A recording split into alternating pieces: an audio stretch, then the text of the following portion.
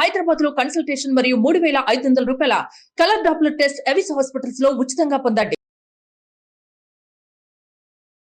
నమస్తే, welcome to Suman TV. నేను మీ Suman TV Usha, innovator episode 4. చాలా మందికి ఆడపిల్లలకు సంబంధించి డౌట్స్ ఉంటుంటాయి. ఇన్ఫర్టిలిటీ సమస్యలతో చాలా మంది ఇబ్బంది పడుతూ ఉన్నారు. అండ్ దాంతోపాటు హైజీన్ ఏ విధంగా పాటించాల్సిన అవసరం ఉంటుంది, హైజీన్ని కనుక మనం నెగ్లెక్ట్ చేస్తే పీరియడ్స్ ఉన్నప్పుడు ఎటువంటి కాన్సిక్వెన్సెస్ చూడాల్సిన అవసరం ఉంటుంది. అండ్ ఏదైతే ఫిజికల్ ఇంటిమసీ గురించి అందరూ మాట్లాడుతూ ఉంటుంటారు, ఆఫ్టర్ మ్యారేజ్ ప్రెగ్నెన్సీ వచ్చిన తర్వాత ఫిజికల్ ఇంటిమసీ అనేది ఏ టైంలో చేయాలి, ఏ టైంలో చేయకూడదు అన్న వాటిపైన కూడా చాలామందికి అనుమానాలు వ్యక్తమవుతూ ఉంటుంటాయి. అండ్ మిస్క్యారేజెస్ ఎందుకు అవుతున్నాయి, చిన్న వయసులోనే పిల్లలు మెచ్యూర్ అవ్వడానికి గల కారణాలు ఏంటి, వీటన్నింటిపైన వాళ్ళ మనతో మాట్లాడడానికి స్టూడియోలో ఉన్నారు డాక్టర్ సరళ గారు, గైనకాలజిస్ట్. ఆవిడ అడిగి తెలుసుకుందాం. నమస్తే డాక్టర్ సరళ గారు.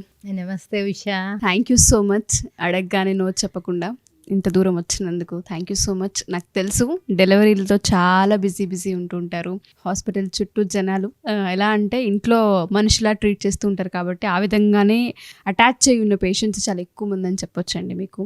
Thank you so much, wonderful service మీది. ఎన్నో నార్మల్ డెలివరీస్ చేస్తూ హస్తవాస్య మంచిది అన్న పేరుని పొందారు అంటే చిన్న విషయం కాదు. నా చిన్నప్పుడు ఎప్పుడో వినేదాన్ని నేను, ఈ డాక్టర్ హస్తవాస్య మంచిదని. ఈ మధ్యకాలంలో నేను ఎక్కడ వినలేదు. ఫర్ ద ఫస్ట్ టైం హస్తవాస్య అన్న పేరు నేను మీ పేరు ముందు వినడమే జరిగింది.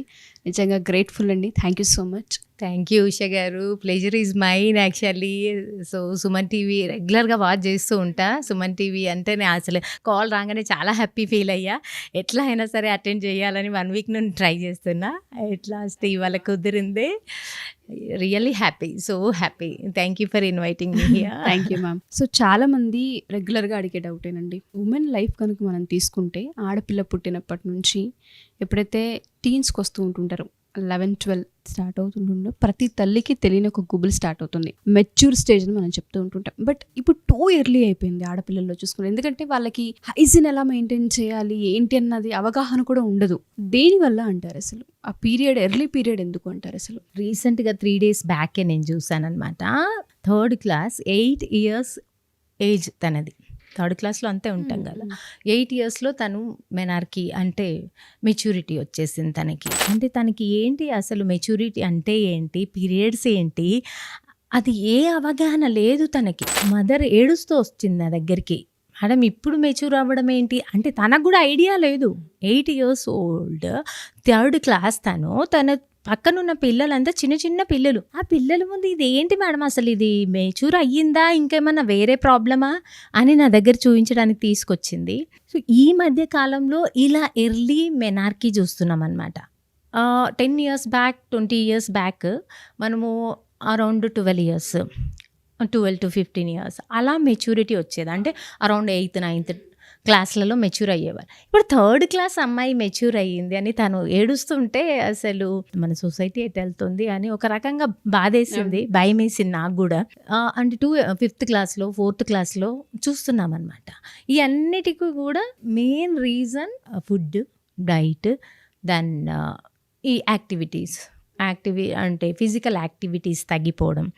ఆఫ్టర్ కోవిడ్ ఇంకా ఎక్కువైపోయింది. ఫిజికల్ యాక్టివిటీ టోటల్గా close and addicted to TVs and addicted to cells and social media addict అయిపోయి కిడ్స్ దగ్గర నుండి total family addicted. And diet also, diet మొత్తం కూడా స్విగ్గీ, పిజ్జా, స్విగ్గీస్ ఇవన్నీ అప్పట్లో ఎక్కడ ఉండేవి, స్విగ్గీస్ లేకుండే కాబట్టి కరెక్ట్ టైంకి మెచ్యూరిటీ ఉండేది. ఇప్పుడు ఇవన్నీ రావడంతో డైట్ అంతా కూడా ఆర్టిఫిషియల్ డైట్, ఆర్టిఫిషియల్ ఫుడ్ తీసుకోవడము.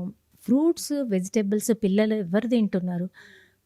ఫ్రూట్స్ కానీ వెజిటేబుల్స్ కానీ రెగ్యులర్గా మనము ఓల్డెన్ ఏజ్లో తినేటట్టుగా ఫుడ్ తీసుకుంటూ అండ్ యాక్టివిటీ, బయటికి వెళ్ళి పిల్లల్ని ఆడనివ్వాలి. అసలు వాళ్ళకి స్వెట్ అనేది లేకుండా పోయింది. స్వెట్ లేదు ఆడడానికి. అసలు ఒక మదర్, ఒక ఫ్యామిలీలో పిల్లలు చదువుకుంటున్నారా, ఏం చదువుతున్నారో, వాళ్ళ క్లాస్లో వాళ్ళకన్నా ముందున్నారా, ఈ కార్పొరేట్ కల్చర్, కార్పొరేట్ స్కూల్స్ ఇవే తప్ప ఎక్కువ బయటికి వెళ్ళి ఆడుకొని ఇవ్వట్లేదు. మనమే ఆడుకొని ఇవ్వట్లేదు పిల్లల్ని. కంబైన్డ్ ఫ్యామిలీస్ ఎక్కడున్నాయి, అన్ని ఇండివిజువల్ ఫ్యామిలీస్ అయిపోయి పిల్లలు ఆడుకోవడానికి తోడుగా లేరు. దానివల్ల ఇలా ఇంట్లోనే ఆ అమ్మాయి హిస్టరీ నేను తీసుకుంటే 3rd classలో మెచ్యూర్ అయిన అమ్మాయి హిస్టరీ, తను ఐసోలేటెడ్ ఫ్యామిలీ. తన గ్రాండ్ మదర్ కానీ గ్రాండ్ పేరెంట్స్ కానీ తన దగ్గర ఉండరు. తను మమ్మీ డాడీ డ్యూటీకి వెళ్ళిపోతారు. తను ఇంట్లోనే ఉంటుంది. మార్నింగ్ లేచినప్పటి నుండి స్కూల్కి వెళ్ళిపోవడం, స్కూల్ నుండి రాగానే ట్యూషన్ ఉండడం, తర్వాత మమ్మీ డాడీ వచ్చేవరకు సెల్ పట్టుకొని కూర్చోవడం.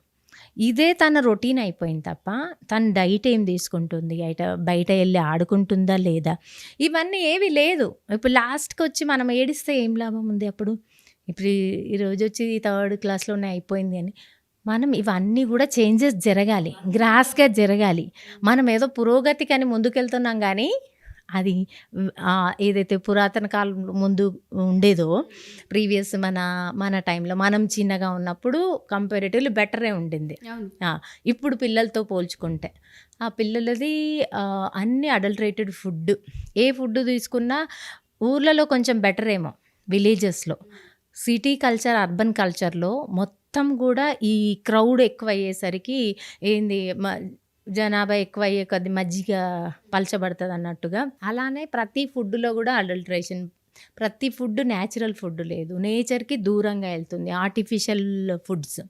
దానివల్ల మొత్తము మనకి పిట్యూటరీ, హైపోథలామో, ఓవేరియన్ యాక్సిస్ అని ఉంటుంది అనమాట. ప్రతి గర్ల్కి బై బర్త్ యూట్రస్లోనే డిసైడ్ అయిపోతుంది. పిట్యూటరీ అంటే బ్రెయిన్లో ఉంటుంది, హైపోథలామో, pituitary, ovarian axis.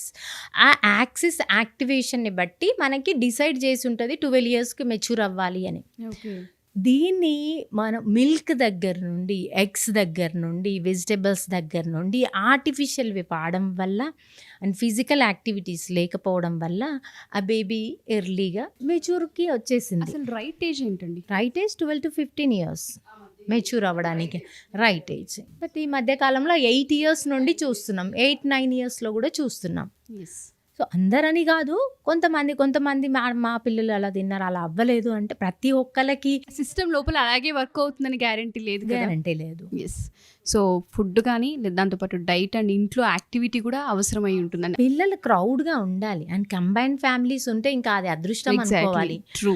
Combined families లేకపోయినా ఫ్రెండ్స్తో ఆడుకోవడానికి పంపివ్వాలి, మదర్ పంపించాలి, బయటకి ఆడుకోనివ్వదు, బయటకు పంపించరు. అదేంటో మా ఎదురింటి వాళ్ళతో ఈ కార్పొరేట్ కల్చర్ ఏంటిదో, పక్కింటి వాళ్ళతో మాట్లాడినా కూడా వాళ్ళదేదో పడిపోయినట్టుగా మాట్లాడుతున్నా డోర్లు మూసుకునే కల్చర్లు ఉన్నాయి. అంటే మాట్లాడితే దిగదుడుపు అన్నట్టు, హాయ్ చెప్పిన దిగదుడు, అట్లాంటి కల్చర్లో పిల్లలతో ఆడుకున్నా కూడా అదేదో తక్కువైపోతామేమో అన్నట్టుగా బిహేవ్ చేస్తుంటే వాళ్ళు పిల్లలకి ఇలాంటి చేంజెస్ కాక ఎలా వస్తాయి? ఇప్పుడు ఎర్లీ మెనార్కి రావడం వల్ల తను ఎర్లీగా బోన్ గ్రోత్ ఆగిపోతుంది.